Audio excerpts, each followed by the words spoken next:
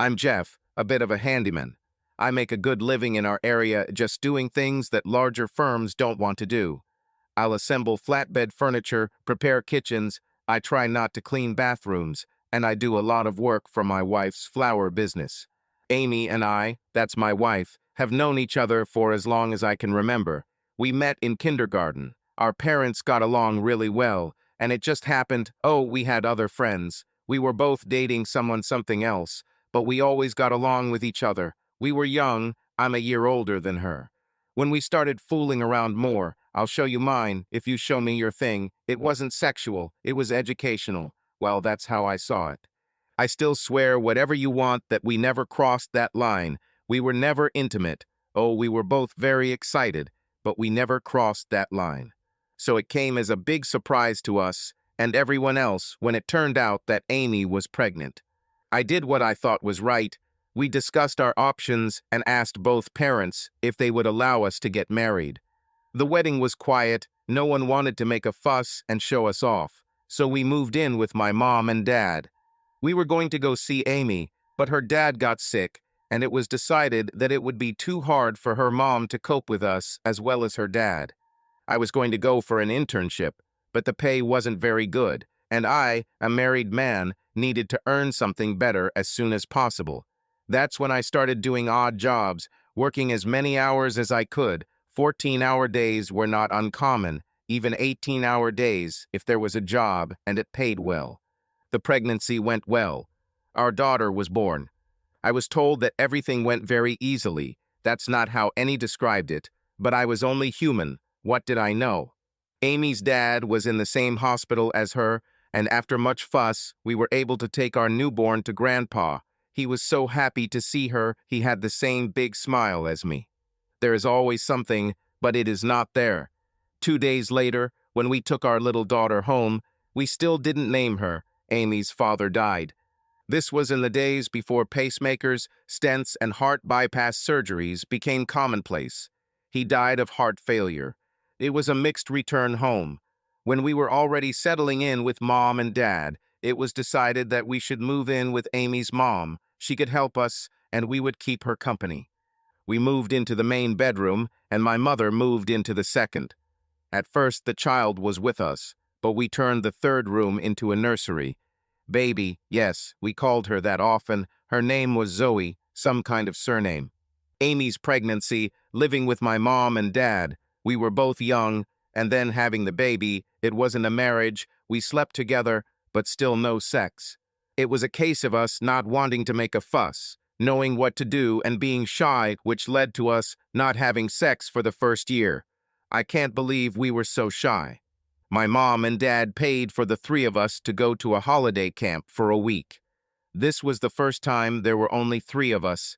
We were both excited and scared, but that first night when we discovered the joy of sex, Mom put a book in my case. We read it avidly and tried as many positions as we could this week. I learned how aptly the book is titled.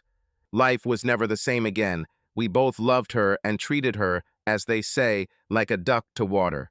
I had to put something under the head of the bed so it wouldn't make as much noise when we went home. Once things had settled into a routine, Amy began helping her mother in the garden. She loved it and was soon planning and planting cut flowers to decorate our home. Her business took off from there. It grew when she made some exhibits for the local library. She was asked if she would do something custom, and it has blossomed from there. I thought it was a great idea, and along the way I wrote up a business plan, and we got a bank loan. Amy wasn't interested in the money side of things, and when I asked her to sign one form or another, she just did it. I created Blossoms as a collaboration between just the 2 of us, and neither of us could sell our part without the other's first offer or if they said yes. I had to pledge my business. I brought the shelving, the polytunnel, the greenhouse, received our plots, and finally brought the field. I felt that I had the right to be part of her business. All this happened over the course of several years. At first, we just started it from the garage.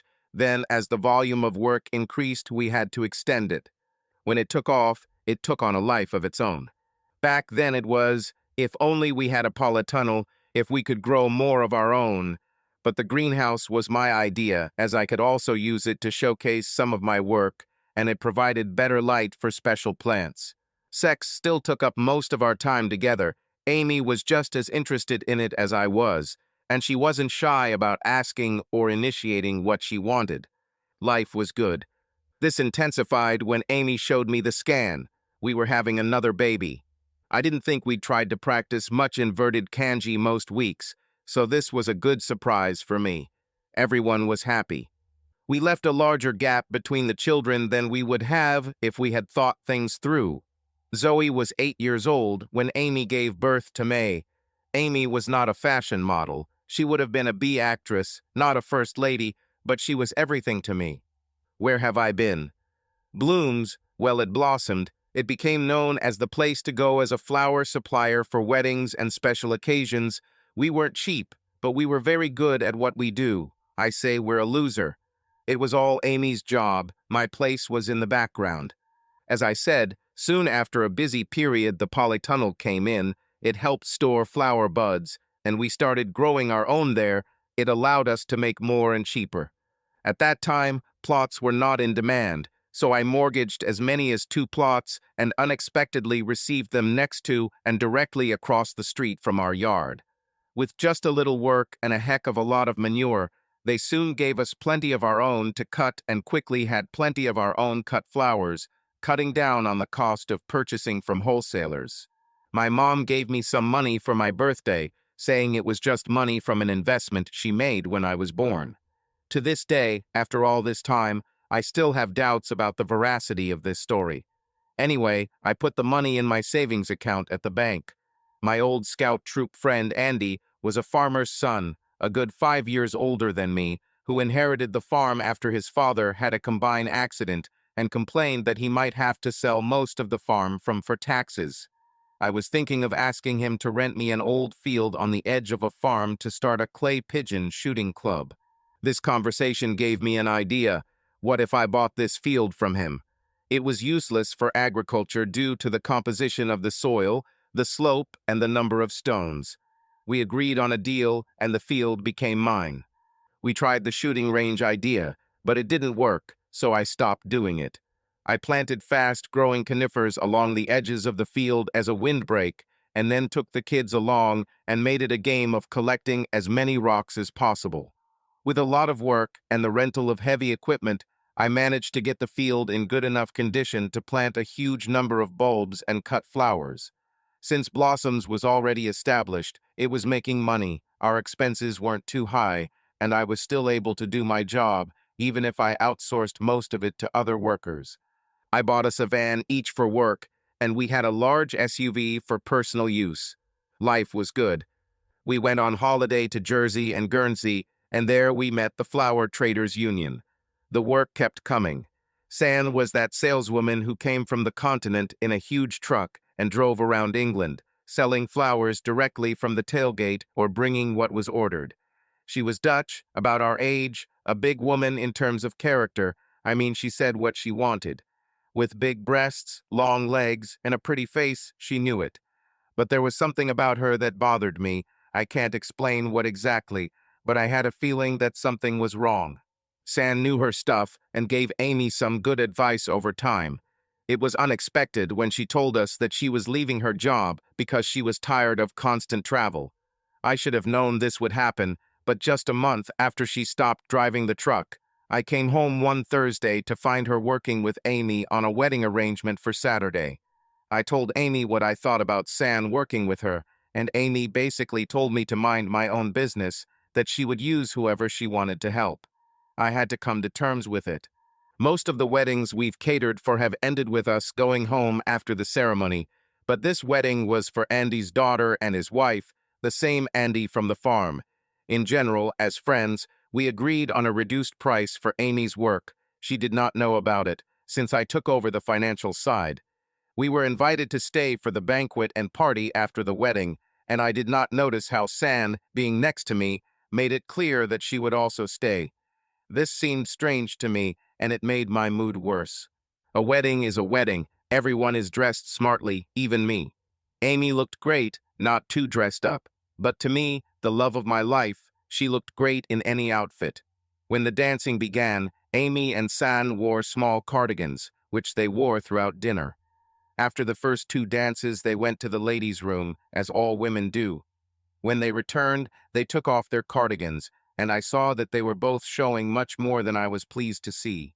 Yes, we had our disagreements, but Amy won them by making up for it the old-fashioned way, sex. The dancing, the dress, and what was underneath turned her on, and I got my reward.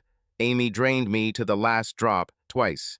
San became a thorn in my side, not doing anything in particular, but simply being there, in the periphery of my vision. She especially emphasized her assets. Her full breasts were always in sight, and if it became even a little warm, she showed off her legs in short shorts, and on some hot days in a bikini. As much as I didn't like her, she had a body that many men would want to look at, if not more. What can I say? I'm a man, I watched. I never did anything more than that, but that didn't stop her from touching me. She always found a way to put her hand on me or rub against me as she walked by. One day, she frankly, right in front of Amy, when we were drinking morning tea, simply stated, "You know, Amy, you're so lucky. Jeff can have me whenever he wants. Can I take him home today and see if he is what you say?" I almost choked on my tea, and Amy just laughed. "In your dreams, San. Amy is my woman. She's the only one I want in my bed. I don't know where you've been," I replied. I could see the shock on her face at my words. I think with her body and outlook on life, she rarely faced rejection. That evening in bed, I lost the argument again. Amy asked me to be kinder to Santa, saying that she was lonely and was just teasing me. I told her to take off her rose-colored glasses, that Santa was dangerous to us as a couple. San has some kind of plan, but I don't see it yet, but I will eventually see it. Amy convinced me she was right through sex again. Life wasn't bad. Time took its course, the children were constantly changing, always demanding attention, and we, especially me, often gave in to their desires. The 8-year age difference between the children had its pros and cons. We had a caregiver at home. They quarreled and loved each other at the same hour. My job was still thriving, and we were living well. Most of the time, Blossoms worked like this. Flowers were delivered, or we picked them up on Wednesday. Thursday and Friday were spent on arranging what was needed. Saturday and Sunday were the busiest days holding events. Monday, Tuesday, and the first half of Wednesday were our own days. We could go to a show, go to the coast, or look for something we were missing or planned to do. Amy sometimes attended various florist shows, usually on Mondays, once or twice a year. This year, Amy told me that she and San were planning a trip. They were going to leave on Sunday afternoon as soon as they could, stay overnight, see the exhibition while they were there, visit the exhibition during the day, stay another night, and return home on Tuesday morning. This there was no discussion. It was a fact. It was planned. I told her what I thought, warned Amy, that in my opinion it would be wrong. San should have nothing to do with it. For the first time in many years, we went to bed without talking. Over the next month, things were hot and cold between us, San always looking smug. I had a lot of sex on Saturday night, more than I had the whole month combined. It was all work on Sunday morning, and when everything was ready, I told her to go clean up. "I'll call you as soon as we check in. I love you. You know that, don't you? It's just for a couple of nights. Love you." And she left with a kiss. I cleaned myself up after the wedding, went home, and already missed her. I sent Amy a message. "I love you. I'm sorry. Take care." I didn't hear anything until 11:45. I was more than annoyed. I was excited, wanting to hurt someone, mainly Santa. And then my phone buzzed. It was a graphic message. I clicked on it. The picture showed Amy and Santa with their arms around each other, smiling with a drink in hand. What upset me the most was that they were only wearing what looked like a thong. Santa held Amy's breast tightly. The other one also looked marked with something that was being said underneath it. Just enjoying it.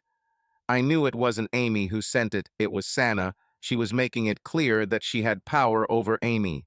The glass I was holding shattered as it hit the wall, flying through the mirror in front of him. "I didn't think about the kids," Rose burst in, followed by May. What's happened? Are you okay? May left and came back with a dustpan and brush, just cleaning up the mess without saying a word. Rose came over and hugged me. What happened, Dad? I had problems with my thinking. What do you tell your children? Do I tell them I think their mom is having sex with another woman, or do I make up a story about tripping and breaking the glass in the mirror? He knows Rose, show him. I told you we should have done this last week, May said as she hugged. Rose pulled her phone out of her robe pocket, swiped the screen like kids do, and handed it to me. The video showed love bites on the breasts, 2 or 3 on each, and several on the neck. I sat watching this, Rose taking control as she probably would. Make some coffee, May, get Daddy a stiff drink, sit still, Daddy. This is what Rose does, orders people around, organization is her specialty. Now we just go along with it. I watched as May placed coffee on the table in front of me, gave Rose my phone, and watched as first Rose, and then May read and scroll through the messages. You shouldn't look at this. That's all I could say. He was on 2 legs in May's hand. I watched in slow motion as she opened the photo. Her gaze did not change, but a tear rolled down her cheek.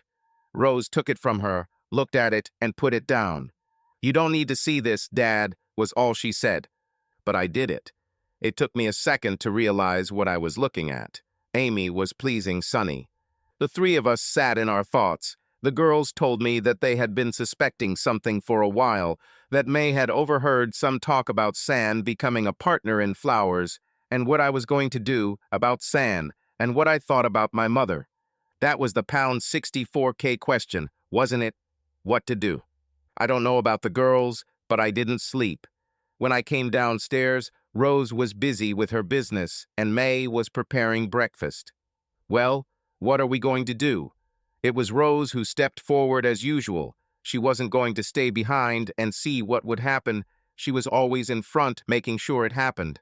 I know what I'm going to do, but you 2 have to go to school. You don't need to interfere.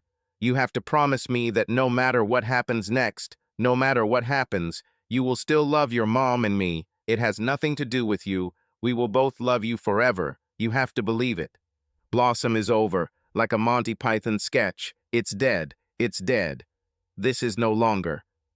There was a lot of how, where, that's not what you mean. But I did it. I made phone calls, begged, bribed, and simply paid for what I wanted today and tomorrow at the latest. Rose and May simply ignored the idea that they wouldn't be part of my plans. Rose drove the tractor around the field for me while I did other things. I was surprised by how many friends helped me without even asking why. As I already said, Rose drove a tractor. May was great with a trimmer. She drove through the vegetable gardens. There was nothing left in them or in the field. Andy was true to his word. He and 2 of his colleagues arrived with a trailer. The polytunnel was quickly dismantled, and the back fence panels on the trailer didn't come down all that well, but no matter. Getting the compost bins out was an even bigger challenge, but Andy and his buddy eventually got them out. On Andy's second trip, they removed the glass from the greenhouse. I didn't ask how, but they unscrewed the frame from the base, loaded it onto a trailer, and then the glass, it was removed and unloaded into the field along with the other parts I wanted. After taking Amy's van, Fred took mine and followed me to the dealers. They drove it home while I completed the paperwork to sell both old vans and buy a new one for myself, a large and spacious Mercedes Sprinter van. When I returned, all that was left was to clean out the garage. The girls enjoyed their time with me. We joked and chatted while we removed all the equipment that made the garage a flower shop and not just a garage. Everything fit into the Sprinter with a little effort and rearrangement. We unloaded it all onto the field, covered it with a tarpaulin, and pressed it down with stones, which should have been enough for a short time. On the way home, I picked up some takeout, which was rare for us, and wondered if I would eat it often in the future. The 3 of us, like the 3 musketeers, relaxed. I didn't force the girls to do anything, no dishes, no rules. Since I was on edge for the last 2 days, it took its toll on me. I went to our bedroom, and the thought that this might be the last time flashed through my head. I undressed and went to bed. Sleep came almost instantly, followed by nightmares. I woke up feeling someone lying behind me, oh God. It's okay, Dad. It's just us. You had nightmares. Go to sleep, Rose said. No, don't think bad. It was just like the old days when I brought them to bed when they had nightmares. This time, they were the ones who calmed me down. Morning came. It was a bright, sunny day outside the window, but there was a distinct coolness inside. What are we going to do today, Dad? Both looked at me, waiting for an answer. Well, it's only Tuesday. I don't expect them to be back until this evening. Maybe they're having such a good time that they'll want to stay another night. Maybe we can go to the sea. It's only an hour's drive to the coast. It's not the best beach, but we just sat, ate ice cream, and looked at the sea and the boats. It's been a long time since they held my hand when we walked. It felt nice. I wanted to get home before Amy arrived. It was a surprise to see Zoe waiting in what was left of the garden. What happened? What have you done? I didn't believe Rose and May when they told me. What can I do? I simply asked them to continue to love Mom and said again that this was only about her and me, not them. We will always love them no matter what. Don't stop love her. They will always be my little girls. All three left, and I sat down and started doing online banking. I wasn't surprised that they were having such a good time that they would be back tomorrow at lunchtime. Zoe sat next to me. She is already 25 years old. She is finishing her studies and is going to become some kind of accountant. But who knows? I don't know for sure. I woke up again when May climbed into bed with me. It was still dark, and she just said that she was scared to be alone. It was so painful. When I told her that she would never be alone, that she would have to put up with me whether she liked it or not, she burst into tears, and her sobs were simply heartbreaking. We had breakfast together, but soon after I threw it up. The flower van arrived on time, if not a little early, and the driver expressed concern that we had not put the flowers in the water immediately, saying that their lifespan would be significantly reduced if we did not. Amy and San didn't respond to calls or messages yesterday, so I asked the girls to ignore any messages from them today. I monitored the text messages, then the calls that came to my phone. I waited and listened to the voicemails, which became increasingly alarming as the day went on. Amy started begging and begging me to call back. At about 5:30 in the evening, they got out of the taxi. Amy fell to the ground, clutching the wilted flowers tightly, feeling how dead they were. The day was very hot for February, well above average temperature. San watched in horror, and all she could do was shake her head, and when she tried to touch Amy, she told her that it was all her fault, that she never wanted to see her again. The girls took Amy into the house, and I stayed behind, watching San. It wasn't supposed to end like this. It was just a joke. You have to believe her. Nothing happened. Nothing happened. I went into the garage and slammed the door. I was stunned. I sat down at what was left of the foundation of the greenhouse. I left a two-seater bench there. Amy sat next to me, sobbing. It was just a joke. Nothing happened. I love you. You have to believe me. There has never been and will never be anyone else for me. You yourself tell me this every day, more than once. Every day, her sobs and tears touched me. They also caused my own. I wanted to hug her tightly, but how could I? It was just a joke. Look at this. I showed her my phone screen so she could see the photos. What's funny about this? What about this? What about this? So what about this? How do you explain to me that nothing happened when looking at these photographs? What about this video? I turned on a video of her in the bathroom with hickeys on her body. With each photo, I felt and also heard her take a breath, as if she was running out of air. No, those hickeys are just makeup. I wanted to see if it could look sexy, or maybe it could turn you on. They washed off after we left the bathroom. What about these photographs? They weren't washed off when you caressed her, were they? I'm sure that if I undress you now, I'll find hickeys. Isn't it true? Amy continued to look at the floor. What will happen next? What do you want me to do? She asked. I thought no further than after the flowers were delivered. I told her I didn't have an answer yet. I was exhausted. I had nowhere to go, but I would figure something out. I'll sleep in the van. I heard her mutter something and asked her to repeat it. This was your Valentine's Day gift for the man who has everything. How can cheating on me be a gift? I asked in disbelief. It was supposed to be just for you, two women in bed for the night. It would always only be for one night. San agreed that you would like it. I saw the way you looked at her. I know I've lost the body you once desired. San taught me how to please a woman so that we could put on a show for you, turn you on again. Forgive me, and tears flowed down her cheeks. I stayed the night. May gave me her bed, because I wasn't going to go to bed with Amy, was I? Again, May climbed into my bed. It was much narrower since it was just a large single bed. Her voice, in a tone I had never heard before, said, "What do you want, bitch? Haven't you hurt him enough yet? If you bring him one more pain, I will kill you. And I'll bury your damn body," Rose said behind her.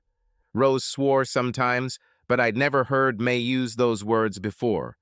This brought more tears and sobs from Amy, and she ran back to her bedroom. "I told you not to interfere and to treat your mother with the love she has for you. Haven't you ever done anything stupid?" They looked at each other. "Listen, you are already adults. It's time to be strong for your mother. One of you should at least go and hug her. I'd like you both to go and keep her between you all night. I'm afraid she might do something stupid." I think they asked, "Are you serious?" When I nodded, they both left the room. I heard my old bedroom door open, and the crying intensified. Hoping it was because they did what I asked, I went back to sleep. The morning brought many questions, but few answers. I called the families of 3 brides who were getting married this weekend. I didn't prevaricate and immediately said that we had ceased our activities and there would be no flowers from us, but I gave them the phone number of our best competitors. I felt sorry for the brides, but flowers don't make a wedding, do they? Rumors quickly spread throughout the city, and I turned off the phones to stop the noise. Amy asked what I had done, and I told her, "No flowers from my field, no vans, no garage furniture, not much money, and basically no business." I stayed home for a week to sort things out. I was looking for a large caravan to put on the field. The large caravan was probably the smallest ever produced. It even seemed to me that calling it a caravan was too much. It looked more like a prison cell, but it did its job, protecting from the rain. Life was crap. It's been 5 years since I broke up with Amy. They say time flies, but not for me. For me, every day was like a year. I always had a plan of what we could do or where we could go. I had a plan to build a house in a field and live off the grid, making it super eco-friendly. And so I decided to bring it to life. 3 years of fighting with the council to get planning permission. 3 years. I spent every possible hour while maintaining my business doing things that the board couldn't force me to remove if they won. I made a series of ponds using the slope of the ground. These were reed basins that purified my wastewater. During one of the council's visits to the scene, one of the representatives asked what the caravan was for. I said it was just a place to store and a place to make a cup of tea. I offered them a cup of tea. Looking inside, they refused, and I heard one say to the other, "I told you you couldn't live there. I wouldn't even let my dog in. Forget about it." My girls would sometimes stop by and help me, even bringing their boyfriends when they knew I had hard work to do. One day, I realized Amy was with the girls because I discovered a flower bed outside the van, as I called it. It was a raised flower bed full of flowering plants. It's funny, not in a fun way, how little things sometimes touch me to the core. This brought me to tears, which led me to pull a muscle in my shoulder, hitting rocks with a sledgehammer to release the pain I was still feeling. So, 5 years later, I had a large 3-bedroom, 3-bath house. It was based on a static caravan, but I made changes to make it my own. I made deals with friends, doing work for them, and they did things for me. We exchanged favors. I know it was wrong, but I made a path around the field from the rubble that I was paid to remove.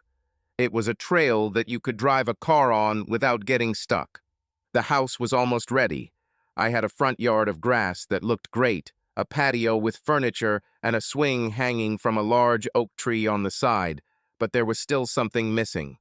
I know I said I wanted to live off the grid, but I realized that I love comfort more than I thought. This place always had water from the central water supply. I thought for animal watering when it was a farmer's field. But I installed electricity, which cost me a lot of money, but I didn't have any other big expenses. I used the solar panels anyway. They made me a few quid when I sold the surplus. It was nice if, and when all three girls came to visit, they all had boyfriends, but no one found their Mr. Right. I didn't interfere in their personal lives. Now I see that they gave me more to drink than I should have, on purpose. It didn't take much effort for me, as I was used to drinking a bottle of gin or whiskey every night to keep my mind off my problems. In a very relaxed state, they told me the reason for their visit. "Dad, we want you to help us," Zoe began. "Mom is not in the best condition. She needs to do something. Will you let her come and make a flower bed? More like what you used to do on the property," May added. "You won't have to see her if you don't want to. We will take turns bringing her, and we will warn you when she arrives, if you so wish. She won't cause you any problems." "We promise," Rose interjected. "How could I refuse my 3 daughters? I'm not sure I've ever turned them down." It all started better than I expected. May brought me a paper plane one evening. Mom asked if she could do this, handing it to me. "If you don't like it, she'll change it." I didn't watch it. I just said that she could do as she saw fit. I think that night everything went wrong. I drank all the time, stopped shaving, and only managed to wash occasionally. Now I know I was depressed and things were going downhill. I was still working, although I don't know how. How I was never caught for drunk driving remains a mystery. The client brought me to my senses. She just put me in her car, drove me to the doctor, sat with me, took me to the doctor, and waited until they let me go. Rose was at a client's house when we returned. She drove me home in my van and helped me into bed. The first week, as I was told, I just slept, drank, slept, walked, slept, drank, slept. The second week I remember better. One of the girls came in the morning and evening. They made sure that I ate and that I only had 1 bottle at night and made me take the pills that the doctor prescribed. It was 6 weeks before I started walking around the field. It's funny that in my mind, it's still the field. I saw Amy's work. She did a fantastic job. She still had a talent for colors, but I never saw it. Another 2 months later, I felt much better. The pills were working. They calmed my thoughts. I almost stopped drinking. The girls still came every day and took care of me. I tried to return to work, but discovered that May had taken over project management. She was the one who kept everything in order, solved the problems I left behind, booked new work for a team of people I knew and trusted, and she was the one who did the work for free for the client who took me to the doctor. But I didn't want to do anything. So I stayed home, walked along the trail, listened to music, and did nothing. Sometimes I started to see Amy, but we kept our distance, each lost in his own thoughts. One day I opened the front door, and if I wasn't on the pills, I would have been amazed. But at that moment, I was almost indifferent. San stood there with the sounds of Led Zeppelin coming from the stereo, if you can believe it. "Please, Jeff, can I just talk to you? It will only take a minute." I nodded and let her in, offered her a drink, but she refused and pointed to the sofa. It must have been the pills, otherwise I would have killed her, not so long ago. "I'm very sorry that this happened. I'm really sorry. It was a gift from Amy, and I took advantage of her kindness. It was entirely my fault. I'm sorry. But that's not why I came here. I have a suggestion for you. I have a friend who is a photographer, and she needs a secluded place to shoot. This place is perfect. She's willing to pay good money." I looked at her. She wasn't wearing makeup. She wasn't dressed as revealingly as before. She looked a little depressed. "Why here? What will I need to do, and how long will it take?" I asked. "Like I said, this is a secluded place. I think 1 or 2 days will be enough for them, but this can be discussed if you agree. You won't have to do anything if you don't want to. You don't even have to attend if you don't want to. Walking here, I noticed they might want to use Amy's flowers for some of the shots. If you agree now, I can bring Hannah over to have a look. I didn't believe Amy when she told me what you did here. It's really beautiful here, Jeff. It really is." I just said yes. San thanked me and left. 2 days later, one sunny day, I opened the door to Sana and Hannah. We introduced ourselves to each other, and I offered coffee or tea. Hannah spoke, but San just nodded and looked around. Hannah wanted to look around the whole place to figure out the angles, she said. So the three of us walked around while I explained what was where. When we got back to the lodge, I offered drinks again. We sat on the patio where the sun warmed the place. "So, Jeff, how much do you want?" Before I could say anything, Sane intervened. "He wants a standard rate, the same as renting a studio. And you won't have to rent any props, and you won't have to pay for flowers." Hannah smiled. "So you're keeping an eye on him," but it was said with warmth. "Is there anything you don't want us to do? Or are there places we shouldn't go? Oh, and do I need a place to change clothes and put on makeup and stuff, or should I bring my own?" Hannah asked. I thought about it. "The only place you can't go is here," I pointed to the house, "and it's better not to go into the ponds, except the very bottom one. It is checked every week. The water in it is cleaner than drinking water," I thought as I poured her coffee. I showed Hannah an old little caravan that I had saved and was planning on converting into a shower room, wardrobe, and toilet when I built the pool. She gladly agreed. Everything depended on the weather. It needed to be dry, and sunny weather would be even better. The following week, on Monday evening, San called and said they would arrive at 8:30 a.m. I went down at 7:30 to unlock and open the gate and found a car with 3 women inside. "Thank God you're here, otherwise I'd already go into the bushes. Where's the toilet?" I smiled and showed the way.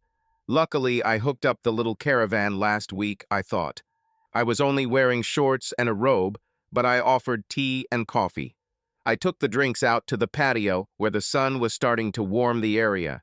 Hannah arrived shortly after and joked about seeing me with 3 women dressed like that.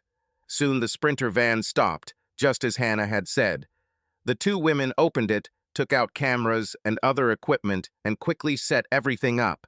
I made some more tea.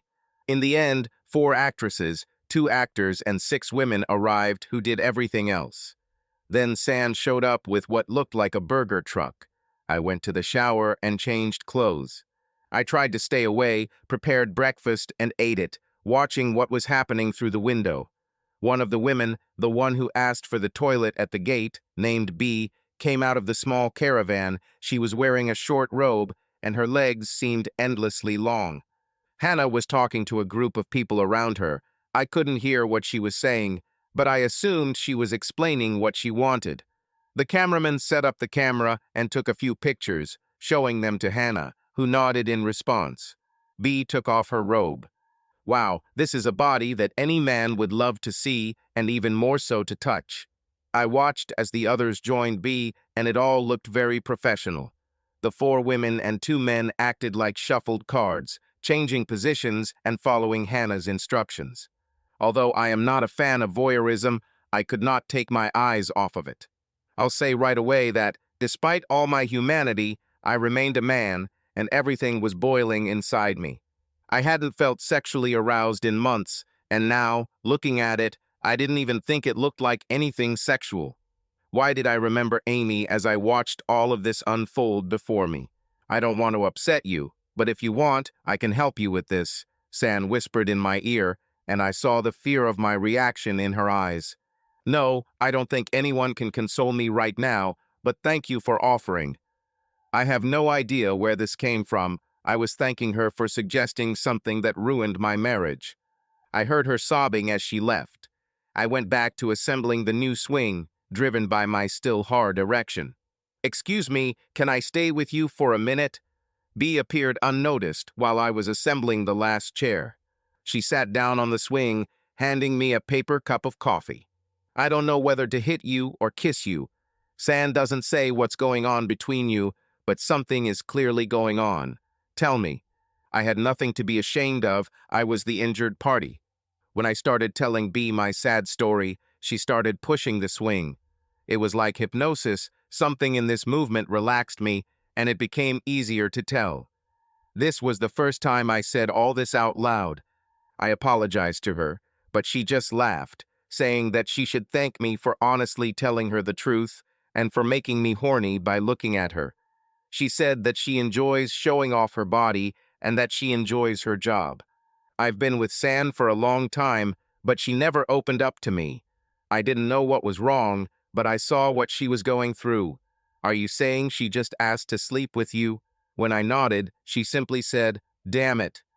Hannah was waiting for me when I returned.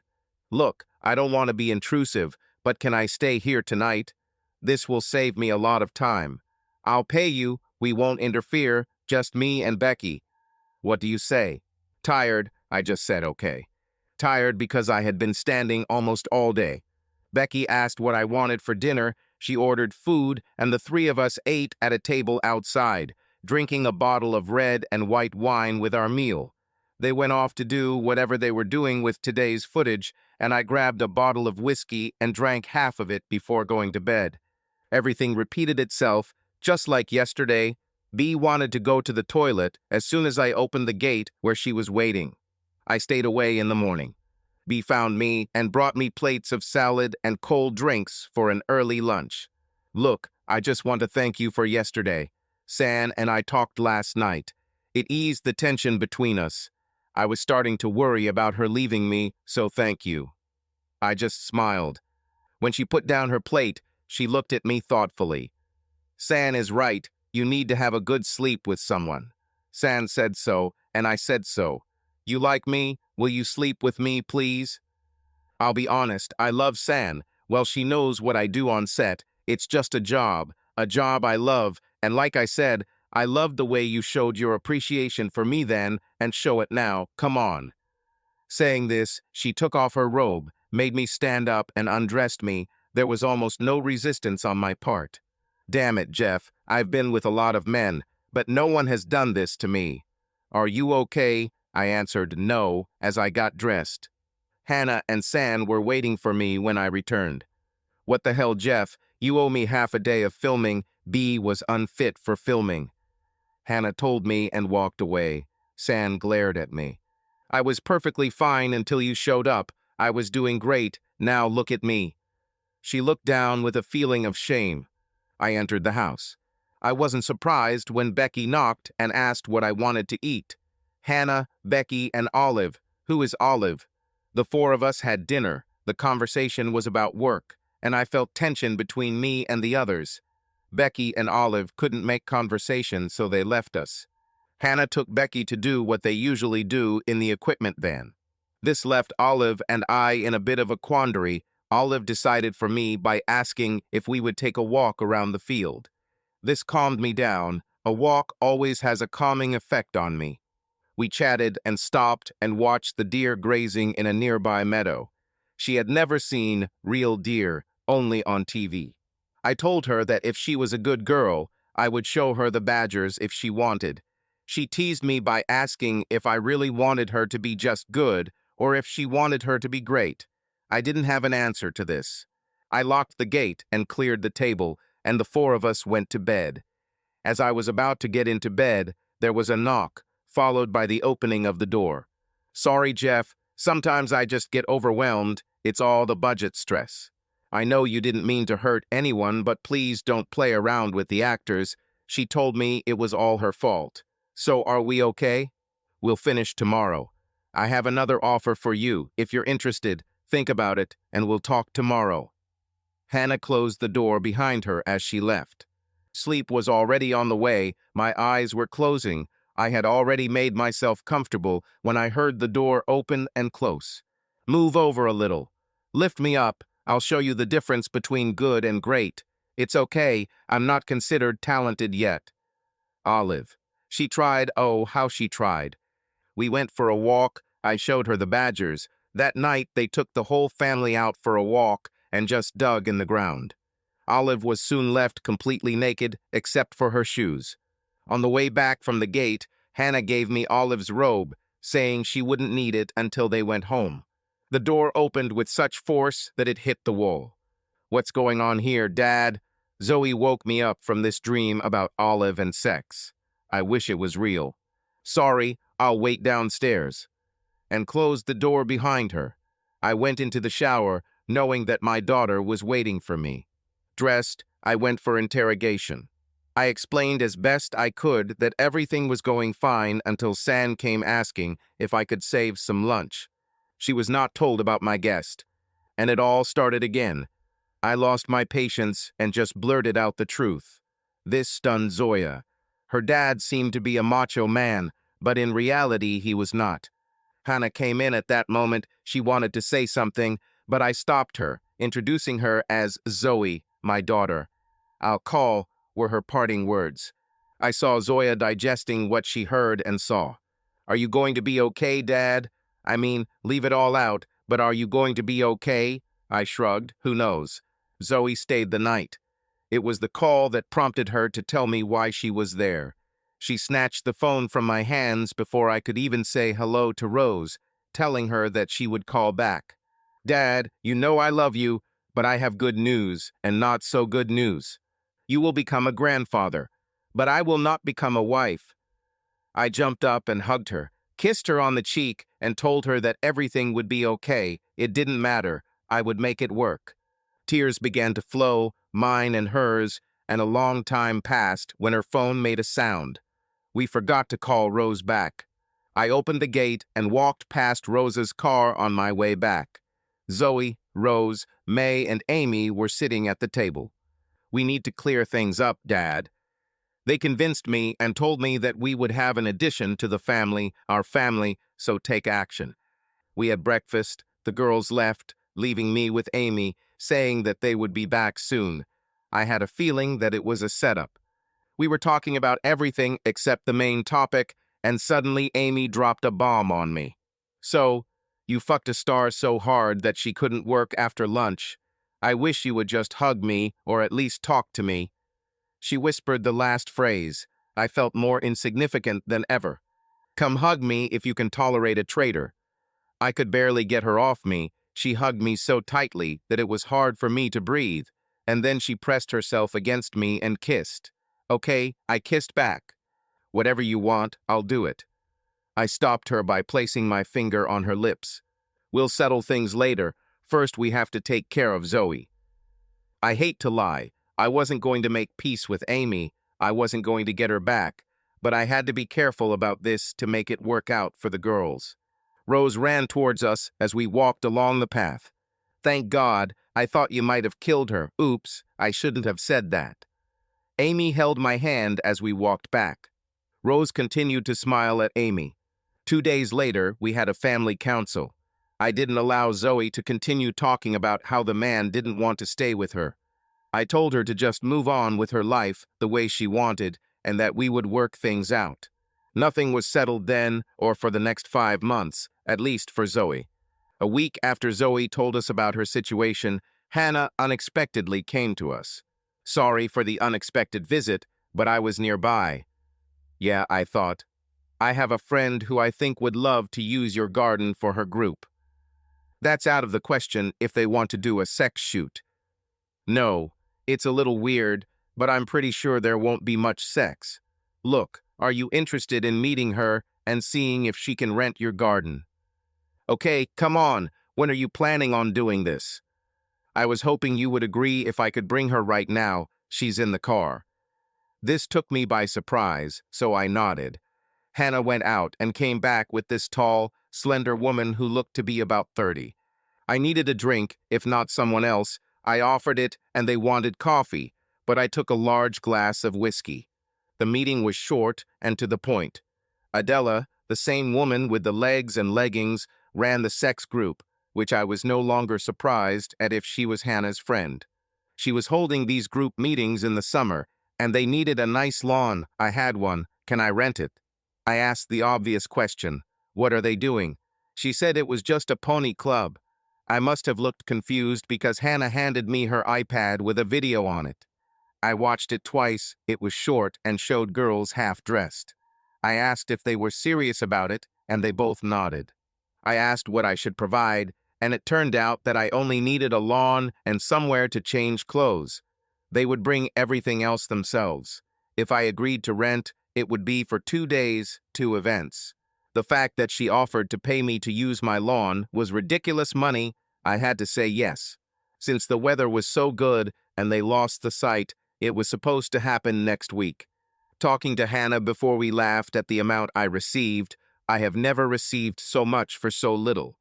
When this happened on the first day, I had to go inside to avoid laughing. It didn't give me any excitement like the men who paid for it. Don't get me wrong, the girls were beautiful. Well, most of them, but this horse game was not for me. I don't mean to be rude, but I noticed that the two older girls didn't look as attractive due to dental problems. They were missing back molars. Hannah explained this when she came to find out where I had gone. Once again, Hannah stayed the night. I joked that I would soon start charging her for the room. We talked over a bottle of wine. I asked what place San occupied in her group. She told me that San was just a friend who sometimes helps. I casually asked if San was still dating Amy without batting an eyelid. She simply said, "Yes, they date every week. She's still trying to figure out where B fits in. By the way, all I hear is how Amy still wants you back. You're not interested, are you?" She didn't ask, but affirmed. "Look, Jeff, I know I've been asking to rent your place a lot lately, but it won't last long. We'll have to move on. Clients are getting tired of looking at the same place. But how about we organize something that fireworks special? I have a plan for the real money thing. Dinner, then fireworks, and then sex." She explained her idea in detail.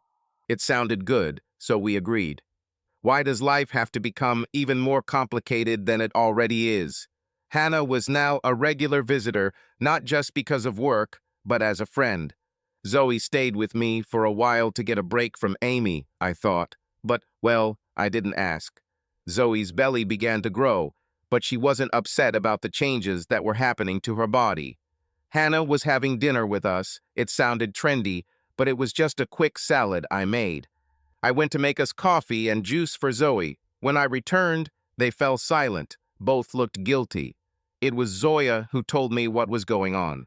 "Dad, Hannah is having a photo shoot here soon if you'll allow it, and she invited me to be part of it. She'll pay me. It won't be a bad thing." I looked at her, then at Hannah. "Listen, Jeff, I have 3 girls who are pregnant. They don't want to do normal things, and as they get bigger, well, it just doesn't work.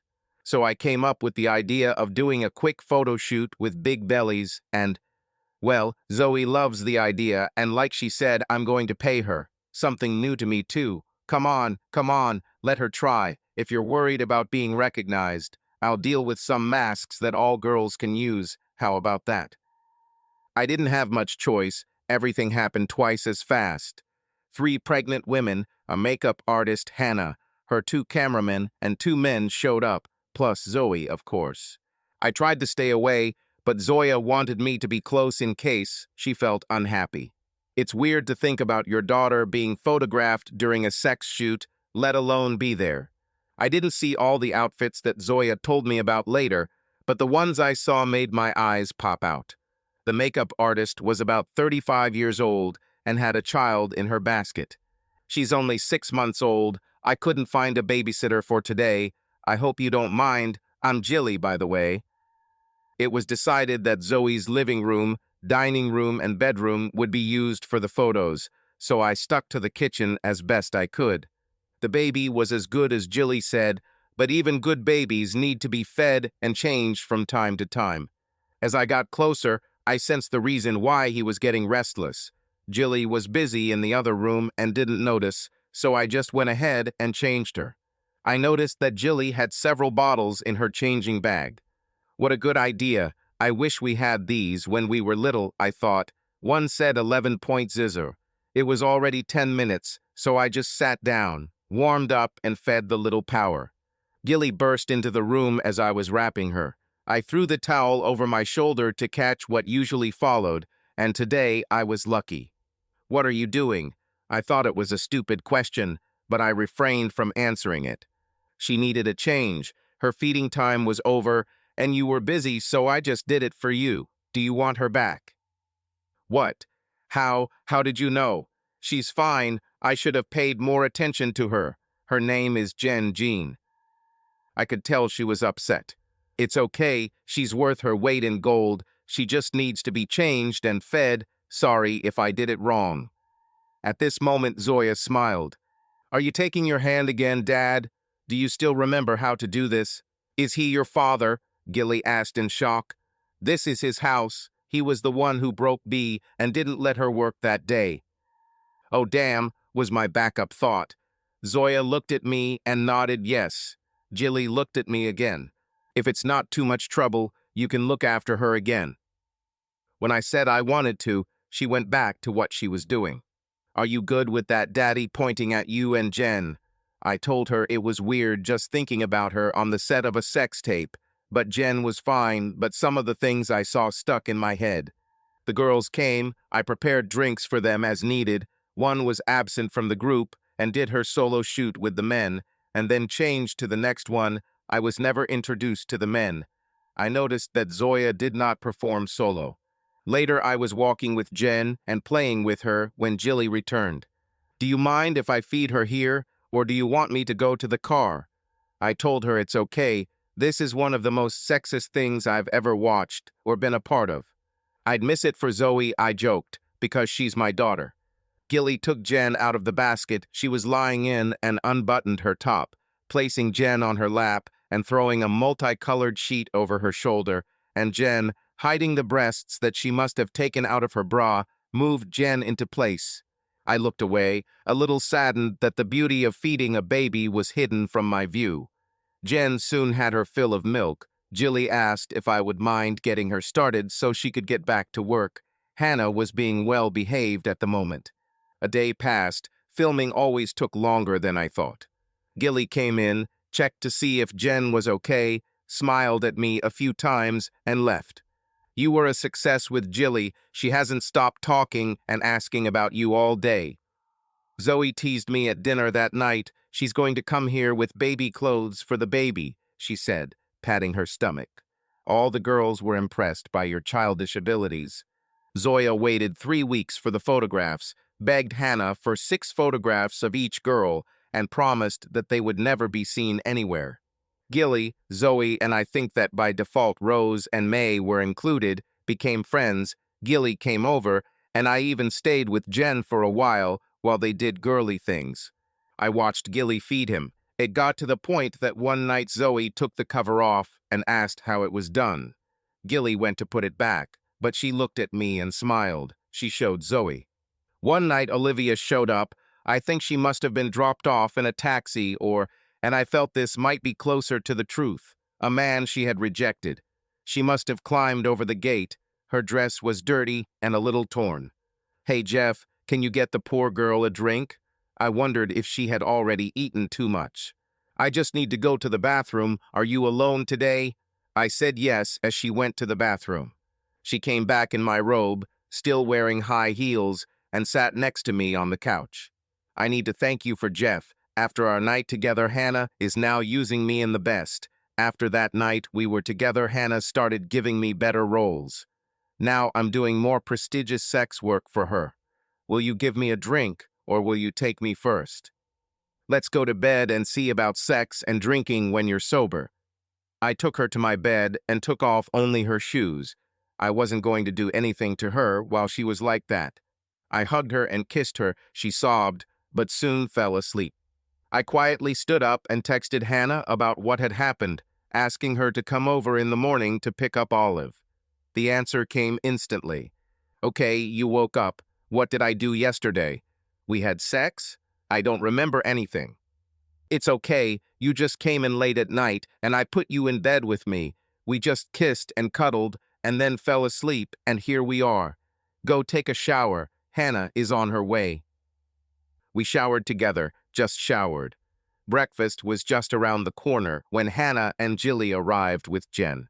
Breakfast was for 4 adults and 1 baby who was to enjoy the milk of the gods. I think I was the only one watching Jen enjoy her breasts. It was an action I will never forget. Gilly had some clothes for Olive, and they went together to get dressed to make her look better. Hannah thanked me for taking care of her and said she would tell me what happened when she found out. I'm not sure Hannah told me everything afterwards, but it didn't matter anymore. Preparations for the fireworks night were in full swing, with the largest tent I had ever seen set up on the lawn, portable toilets set up nearby, as well as a mobile shower block. When I looked closer, I noticed that the tent was insulated and equipped with a heating system, and a third of it was designed as a dining area for 40-50 people. On the day of the event, which was supposed to take place on the Friday after the 5th, a large truck arrived that served as a kitchen. A group of men set up fireworks at a safe distance from everything else.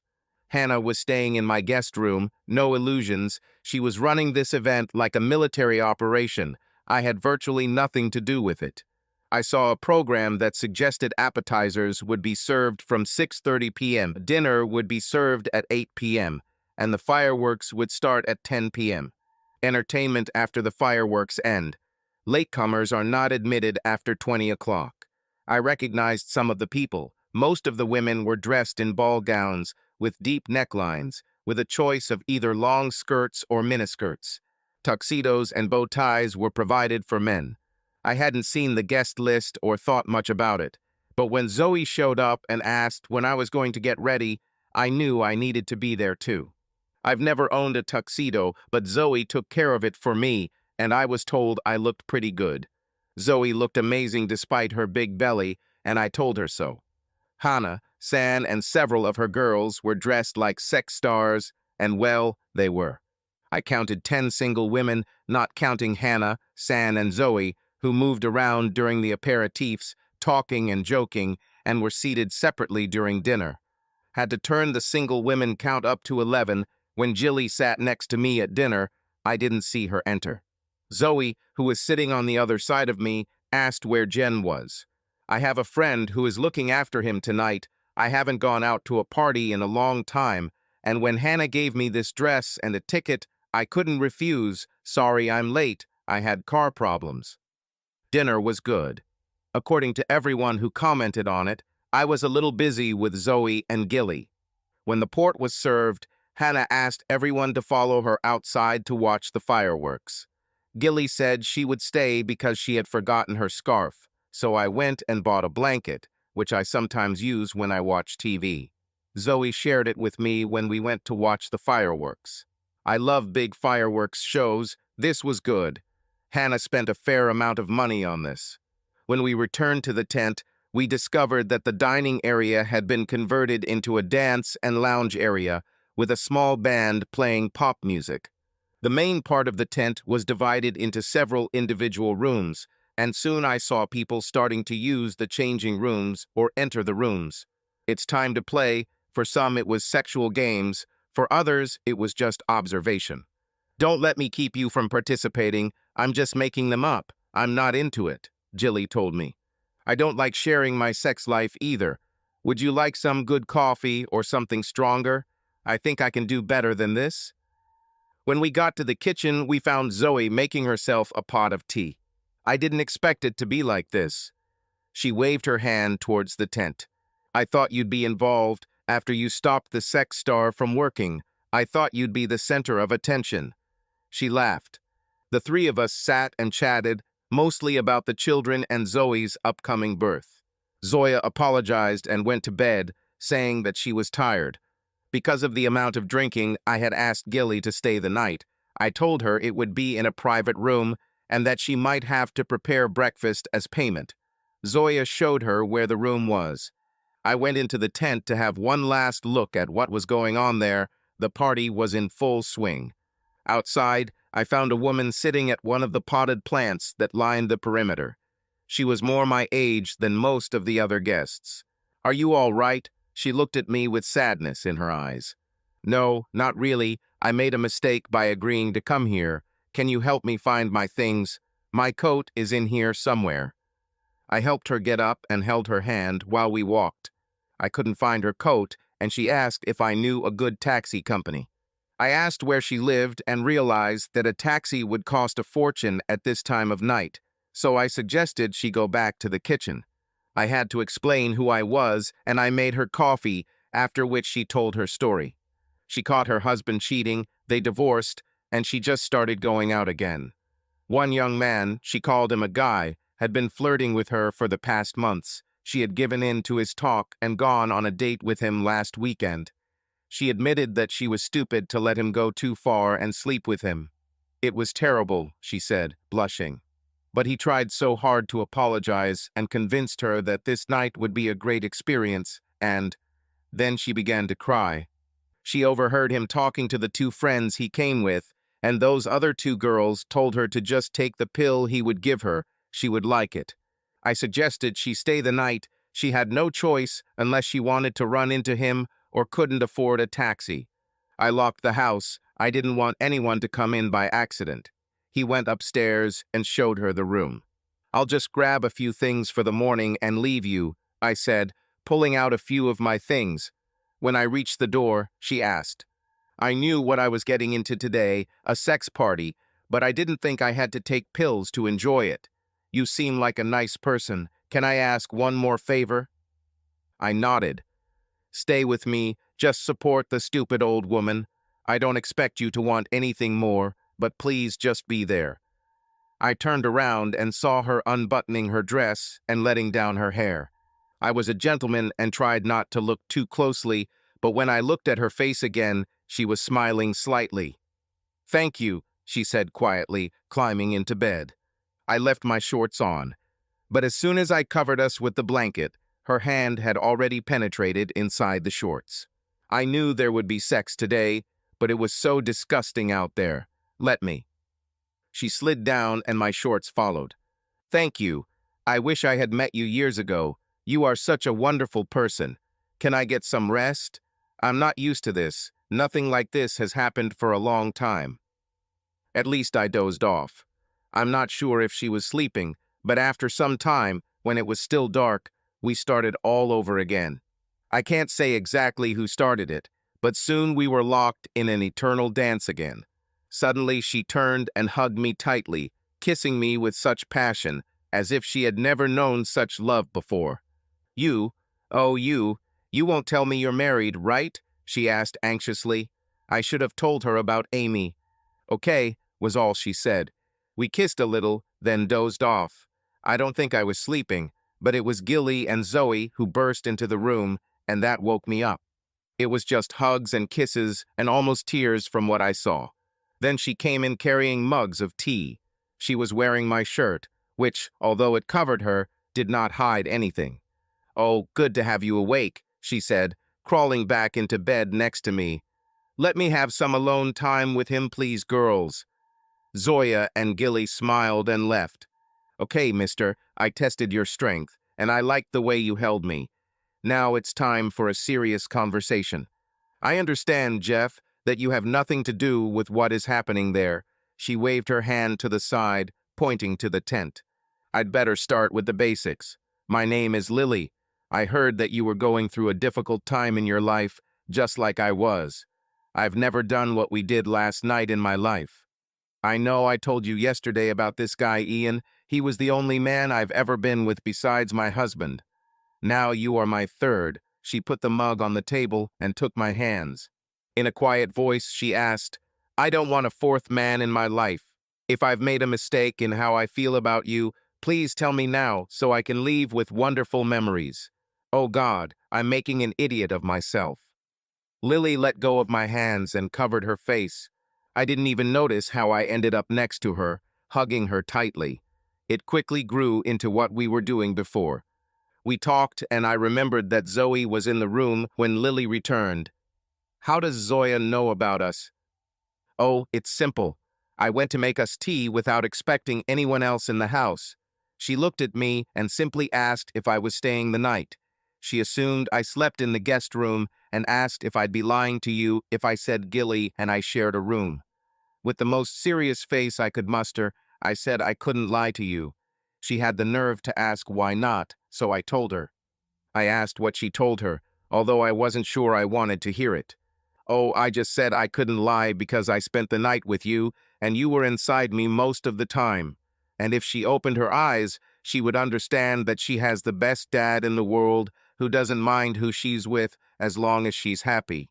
The three of us sat and talked. They told me about some of your problems, but only some. Well, what do you think? Are you willing to take a chance with me, knowing that I will immediately go to bed with men who don't even know my name? We still went down, but closer to dinner than lunch. Zoe was on edge, and I just kissed her and Jilly, who was back with Jen. Lily paid as much attention to Jen as I did. It seemed that life was starting to get better. I think Gilly slept in Zoe's room, and Lily slept in mine. At some unimaginably early hour, we were awakened by a loud knocking on the bedroom door. "Hurry, Zoe is going into labor," Jilly said. We prepared for this. I got dressed and took out my travel bag, got into the car, and drove it to the front door. "Help me get her in the back seat, Grandpa," Lily said.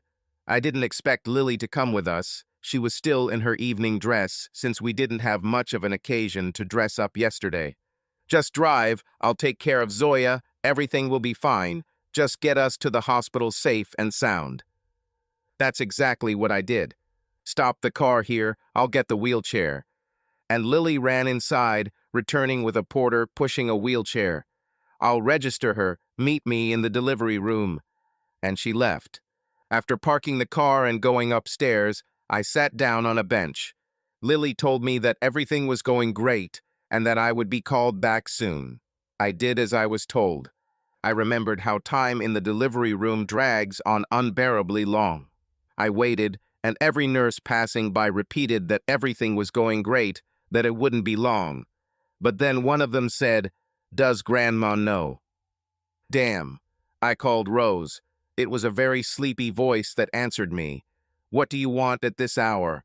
I simply told her where I was and heard a voice instantly awaken and say, "I'll be there soon." And he hung up. Lily came to where I was waiting. I didn't recognize her at first because she was in medical uniform. "Zoe wants you clothes." And she left, turning to look at me. I followed her. What else could I do? Turns out Lily was the head midwife.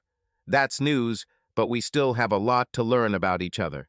Everything went well. Both mother and child felt great. My granddaughter was born weighing 3.75 kilograms. Rose, May, and then Amy rushed to me as I left the delivery room, asking when everything would happen and when they could see the baby. "Grandfather did great. You have a granddaughter. Both feel great. In an hour or two, you will be able to see them. We'll just move Zoe into the room and run some tests on the baby," Lily said, approaching them from behind. They didn't know that Lily was more than just a nurse, so they didn't fully understand her until they saw Zoe and the baby. Amy almost went hysterical when she saw Lily holding my hand and pressing herself against my left breast. I had the thought of a cat fight. I agreed that Zoya will stay the night. She will return home only tomorrow evening. "Don't worry, she's fine, just needs some rest and great care for a few days." Amy said she didn't want Zoe to be moved to the general ward. Lily simply replied that she wouldn't. Zoe would stay here. Then Lily kissed me on the cheek and told me to take her home before the bed got cold from our absence. We left, and she was right. The bed was cold when we got home, but not for long. We talked and more. I learned that Lily had arranged for Zoe to stay in a private room for 2 days. When I asked how she did it, she smiled and said that she simply told the doctor on duty that if he transferred her, his wife would receive copies of the recording of his night in the tent. I told her there were no cameras there. She said he didn't know about it. Time passed, and Lily moved in with me and Zoya. And Gilly, along with Jen, as I understand it, by default also stayed. We rented out Lily's apartment, which became her savings for the future. Lily gradually weaned me off the antidepressants, and when I came inside her for the first time, she cried. We practiced and practiced a lot to create a baby, even though we knew it wouldn't happen. But as they say, practice makes perfect. I've never considered myself perfect before. Rose met a guy she liked. It looks like it will last for a long time. May, on the other hand, has no luck in her personal life. She has a lot of dates, but she tells Lily that she is happy. Amy, on the other hand, had problems with Lily. Lily and I were talking about Amy, and she asked if I still had any feelings for her. I honestly said that as a mother of my 3 daughters, of course, it remains, but as a wife or just a mistress, no, our marriage is already in the past. Santa was the catalyst for conflict on the day of the christening of Zoe's daughter, who was named Hazel. It seems my life is full of girls and flowers. In general, the ceremony went well. The day was warm and sunny, and the ladies, as always, were dressed with special chic. More women than men, which is not surprising. I set up a large tent and bar on the lawn, and Sana organized the catering. It was about 8 or half past 7 in the evening. Most of the guests had already gone home. Only family and close friends remained, Andy and his wife, and a couple of colleagues and partners. Jeff, I think you should make peace with Amy. She's not happy. I think it's time for you to kick that bitch out and put her back in her place, Sana said while looking straight at Lily. We sat on the swing, glass of wine in hand, enjoying how happy we were. I sat up straight and stopped the swing. Are you suggesting that I break up with Lily for that cheating cheater? I quietly but firmly pointed at Amy. I already got rid of my cheating partner by moving here. But she still loves you. She has changed since you left. What's wrong, Sana? Are you bored of using it? Tired of bossing her and Hannah around? Oh yes, I know everything about them, and especially about you. Did you really think that I was a fool? Thought I didn't see you three putting on a show in a tent right here, if I'm not mistaken. Or have you started to experience financial difficulties? I stopped there. Everyone around was silent, waiting for what would happen next. I squeezed Lily's hand to keep her from getting up. How did you know? Who told you? It doesn't matter who or how. I saw the recordings. Or rather, films, in the plural, more than one. For me, this is just dirt. It was you who destroyed everything in my marriage, but I am sincerely grateful to you for this. Look who I ended up with. She makes what I had with Amy look like nothing. Do you want to know what we think about you? We feel disgust and pity in equal measure. Now please go away. Amy will always be welcome here, as a friend and family member, but I never want to see you here again. I said everything I wanted to say for a long time, but Sana was not going to go away quietly. She started attacking me again, and her words turned venom towards Lily.